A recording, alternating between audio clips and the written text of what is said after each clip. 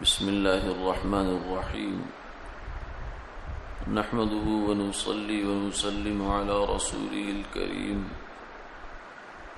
أما بعد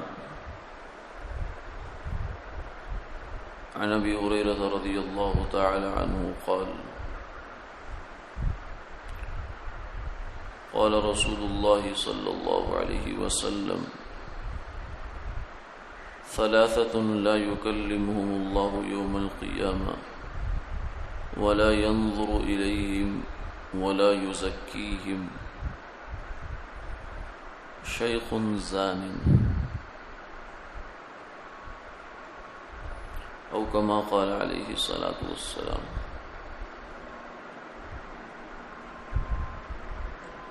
سیدنا ابو ہریرہ رضی اللہ تعالی عنہ سے مروی ہے کہ رسول اللہ صلی اللہ علیہ وسلم نے ارشاد فرمایا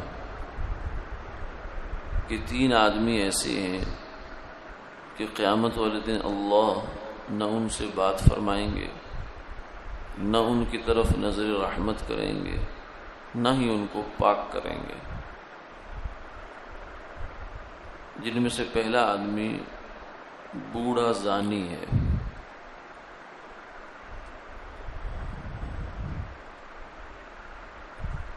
قیامت والے دن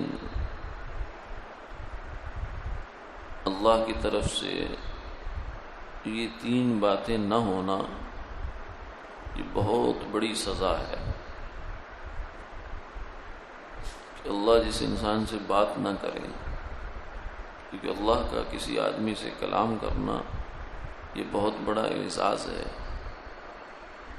موسیٰ علیہ السلام اس دنیا میں اللہ سے بات کرتے تھے تو ان کا لقب ان کو ملا کلیم اللہ، اللہ سے باتیں کرنے والا. اور پھر اللہ نظر رحمت سے بھی نہ دیکھیں، پھر اسے پاک بھی نہ کریں. یعنی جو ہلکی پھلکی قیامت کے دن ایسا ہوگا کہ وہ گناہ جو چھوٹے موٹے ہیں وہ وہاں کی سختی کی وجہ سے ویسے ہی ختم ہو جائیں گے. لیکن یہ 3 آدمی ایسے ہیں کہ ان کو قیامت کے دن کی اس تزکیے کا بھی کوئی فائدہ نہیں ہوگا، کیونکہ اللہ کی نظر رحمت ہی نہیں ہوگی، گویا کہ سخت غصہ ہوگا.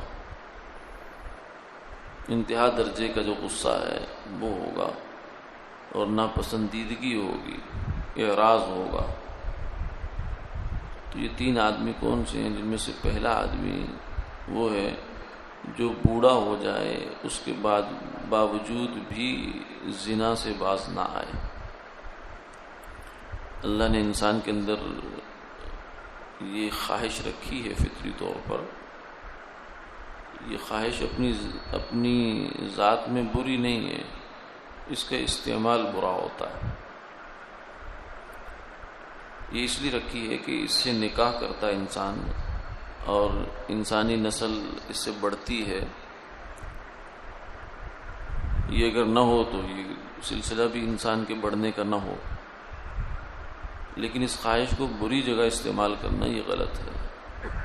اب اس میں چلو ایک تو زمانہ ہے جوانی کا، وہاں انسان پہ جذبات کا غلبہ زیادہ ہوتا ہے اور اسباب بھی زیادہ ہوتے ہیں، تو اس وقت بھی یہ حرکت تو بری ہے.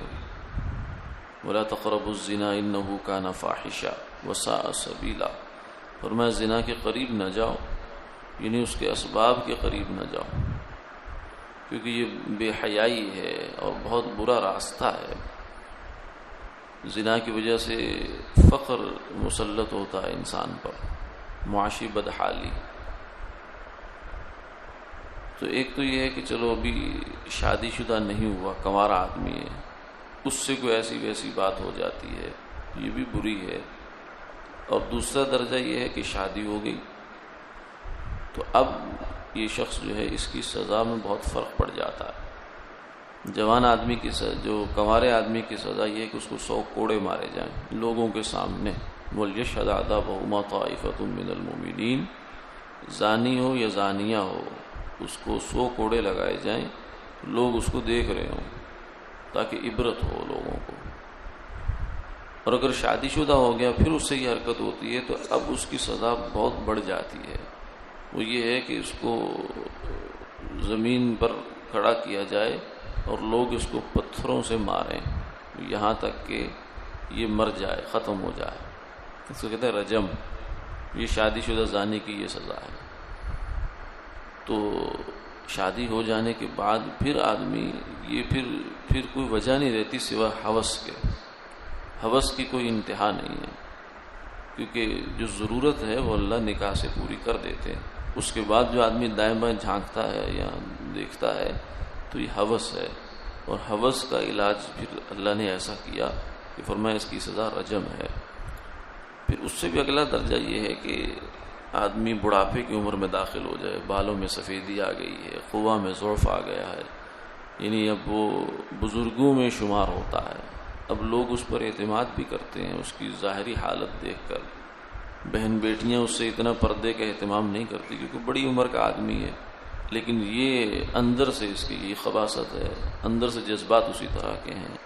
تو یہ اور زیادہ، یعنی دنیا میں جو سزائیں ہیں وہ تو ہیں ہی ہیں، اس شخص کو آخرت کی یہ سخت ترین سزا ملے گی کہ اللہ تعالیٰ جو ہے اس کو نظر رحمت سے نہیں دیکھیں گے. یعنی مقصد یہ ہے کہ جوانی کا عمر کا اب جو حصہ آ گیا ہے، اس سے آگے کس حصے کی توقع ہے کہ جہاں جا کے انسان بدل جائے، جہاں جا کے اپنی اصلاح کر لے. اس سے آگے تو قبر ہے.